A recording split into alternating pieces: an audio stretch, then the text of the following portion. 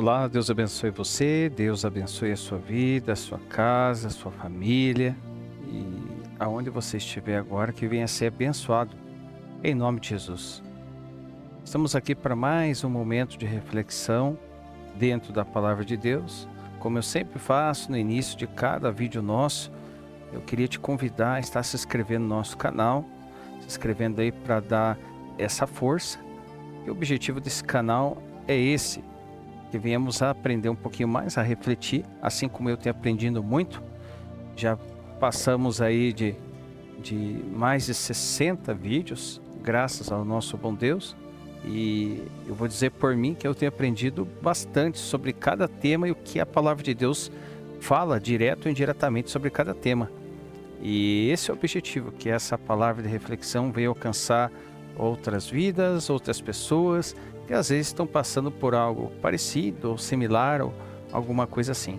Então eu conto com o teu apoio para você estar se inscrevendo no nosso canal, e se você ativar aí as notificações, você vai ser sinalizado quando sair conteúdo novo, tá bom? Pessoal, hoje nós vamos trazer esse tema aqui, ó, baseado em Eclesiastes 7:14, quando o dia mau chega, que diz assim: Eclesiastes capítulo 7, versículo 14. No dia da prosperidade goza do bem, mas no dia da adversidade considera, porque também Deus fez a este em oposição àquele, para que o homem nada descubra do que há de vir depois dele. Enigmático, né? Mas vamos dar uma olhada dentro desse versículo, exegeticamente, ver o que ele quer nos ensinar e o que nós podemos aprender sobre o dia mau, né? Então, assim, nós vivemos num tempo em que muitos querem o evangelho só de dias bons. Só de dias bons, né? Mas a palavra de Deus, fiel e justa como ela é, revela que Deus é o Senhor dos dias bons e também dos dias maus. E aqui em Eclesiastes capítulo 7, versículo 14, é uma pedra preciosa no meio da sabedoria bíblica. Ele nos lembra que a prosperidade e a adversidade estão ambas sob o controle de Deus. Quem só conhece a mão de Deus no lucro e não na perda, ainda não entendeu o que é andar pela fé e não por vista, né? Então vamos dar uma olhada aqui. E o primeiro tópico que nós temos é: Deus fez tanto um como o outro, né? E ali o texto é claro, né? Deus fez tanto um como o outro. Ali Salomão, no auge da sua sabedoria, nos lembra que os dias bons e ruins não são um acaso, mas fazem parte do plano soberano de Deus, né? No dia da prosperidade, Ele quer que nos alegremos, sem culpa, reconhecendo que tudo vem das suas mãos, das mãos dele. Mas, no dia da adversidade, Ele quer que consideremos, ou seja, reflitamos, né? Então, o dia bom revela a bondade de Deus. O dia mau revela a profundidade da nossa fé. E ambos, tanto um quanto o outro, ele serve para um propósito: moldar o nosso caráter para que sejamos dependentes dele e não das circunstâncias, né? Segundo ponto: o dia mau revela o que o dia bom esconde. Nos dias bons, é fácil você parecer espiritual, falar de fé, cantar louvores e tal.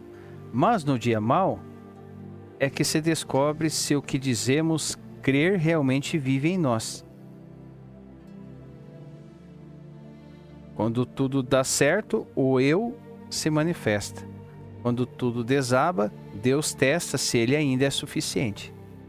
É o Deus do dia bom e do dia mau, né? Ali em Jó, vamos dar uma olhadinha no livro de Jó. Livro de Jó, capítulo 2. versículo 10 diz assim: Porém ele lhe disse, como fala qualquer doida, falas tu, receberemos o bem de Deus e não receberíamos o mal? Em tudo isso não pecou Jó com seus lábios, né? Ele está falando ali quando a esposa de Jó, né, viu ali o sofrimento do seu esposo, né? E numa tentativa desesperada de que aquilo ali acabasse, vamos colocar essa ótica, na ótica dela achou que ele só precisava blasfemar contra Deus, falar contra Deus, para morrer, né? Porque na ótica dela, acredito que, né, baseado nessa atitude desesperadora dela, a morte seria uma solução para Jó, né? Então, assim, e é engraçado porque é interessante, né? Jó entendeu que a mão que abençoa é a mesma que permite o quebrantamento. Então, ou seja, não há amadurecimento espiritual sem adversidade, né? Então, ou seja, o dia mau ele não vem para destruir, ele vem para revelar. E às vezes Deus tira tudo o que temos para nos mostrar que Ele é tudo o que precisamos. Isso é forte, né? Terceiro ponto. E quando você não entender, considere, né? Aí ali vamos voltar para o texto ali. Eclesiastes.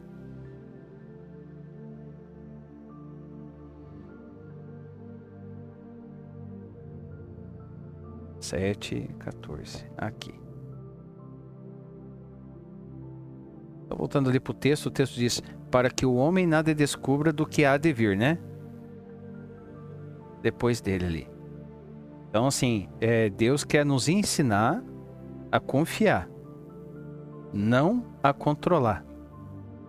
Há momentos em que Ele não explica, mas sustenta. E assim, quando você não entende, né, considere, olhe para dentro, reflita e veja o que Ele quer ensinar, né? E tem um versículo bem interessante, bem conhecido também, que nos fala sobre isso, que está lá em Romanos 8, 28. Fizemos até um vídeo aqui no canal sobre Romanos 8, 28. E sabemos que todas as coisas contribuem juntamente para o bem daqueles que amam a Deus, daqueles que são chamados segundo o seu propósito. Todas as coisas. As coisas são todas, não apenas as boas, são todas. Todas as coisas cooperam, né? Todas as coisas cooperam. Então, o dia da perda, da dor, do silêncio, tudo está trabalhando para um propósito eterno que talvez a gente não veja hoje, né? Quarto ponto. A soberania de Deus é maior que a nossa lógica. A soberania de Deus é maior que a nossa lógica. A qual a nossa lógica também é limitada, né? Muitos se perdem tentando entender o porquê. Mas o homem de fé vive pelo para quê. O porquê pergunta: por que Deus permitiu? O para quê entende: para que eu aprenda algo com isso. Então não é sobre sorte, é sobre propósito. Deus não perde o controle, nunca perdeu e nunca vai perder. Mesmo quando você pode perder o seu chão. E ali Isaías tem algo a acrescentar nesse ponto. Livro de Isaías, capítulo 45, versículo 7. Livro de Isaías, capítulo 45, versículo 7. Diz assim: eu formo a luz e crio as trevas, eu faço a paz e crio o mal. Eu, o Senhor, faço todas as coisas. Todas as coisas. Então, isso não significa que Deus é autor do mal moral, né? Não dá para usar esse texto fora de contexto. Não é assim. Deus é o autor. Não. Isso não quer dizer, não significa que Deus é autor do mal moral, mas que ele governa até o caos para cumprir os seus planos.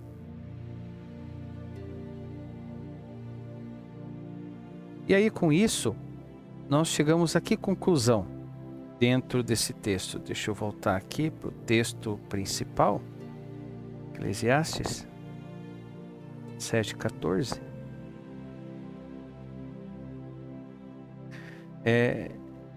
E aí nós pensamos assim, né? O que nos ensina? O que Eclesiastes 7,14 nos ensina? Que a vida não é uma linha reta, mas uma escola de fé. E nessa escola, Deus usa a alegria para nos fazer agradecer e a dor para nos fazer amadurecer. E aí vem aquele aconselhamento, né? Quando o dia mau chegar, não murmure, considere, porque o mesmo Deus que abençoou no dia bom está nos sustentando no dia mau. Ele não mudou, né? Na realidade, nós, né, só está em outra lição da mesma escola. A escola da dependência total de Deus, né? Então, isso é muito interessante. Então, nós, só estamos em outra lição da mesma escola. A escola da dependência total de Deus, né? E aí, como é que nós podemos aplicar isso, né? Aplicar de forma prática, né? Então, assim, no dia bom, celebre com humildade. No dia mau, reflita com fé. E em todos os dias nós devemos confiar na soberania de Deus. Então, 3 conselhos aqui bem interessantes mesmo para todos nós. No dia bom, celebramos com humildade. No dia mau, reflitamos com fé. E em todos os dias nós devemos confiar na soberania de Deus, porque tudo está no controle dele. Amém? É uma palavra forte, inspiradora, motivadora, que nos ensina que às vezes a pessoa acha que o dia mau não vem e tal, porque não vai ter o dia mau, e ela não sabe lidar com o dia mau. Então, que venhamos aprender na escola da fé, né? Assim como nós refletimos aqui, ser dependentes total de Deus. Tá bom? Pessoal, por hoje é só. É uma palavra bem direta, bem direcionada, né? Sem rodeios, né? Bem instrutiva, exortativa e tudo aquilo que a palavra de Deus pode nos proporcionar. Sabedoria, reflexão e tudo mais, né? E se essa palavra falou com você, da mesma forma que falou comigo, que eu aprendi aqui mais um pouquinho também, assim como eu acredito que você aprendeu, compartilhe, mande para alguém que às vezes está passando uma situação difícil, né? Que não está sabendo lidar com alguma situação, para que venha descansar em Deus mesmo nesse dia difícil que está passando, né? Então tem muitas pessoas, né? Nós podemos olhar até para a palavra de Deus, muitos nomes que passaram pelo dia mau, né? E Deus era com eles e eles não perderam a fé e o dia mau passou, né? E aí, através daquelas batalhas, daquelas lutas, eles aprenderam, Deus se manifestou ainda mais na vida deles e eles foram, eles cresceram, evoluíram, né? Na presença de Deus. Tá bom? Mande para alguém, compartilhe. É tão simples você compartilhar hoje, né? E se você tem algum comentário sobre isso, sobre essa reflexão de hoje? Coloque aí, escreva aí nos comentários aí também, sugestão de temas também. Quiser colocar uma sugestão para que a gente venha aprender junto sobre algum tema, só colocar aí, tá bom, pessoal? Pessoal, então Deus abençoe vocês, fiquem com Deus e que o nosso Deus venha nos dar sabedoria, entendimento e discernimento para saber e como agir no dia mau. Deus abençoe, fica com Deus.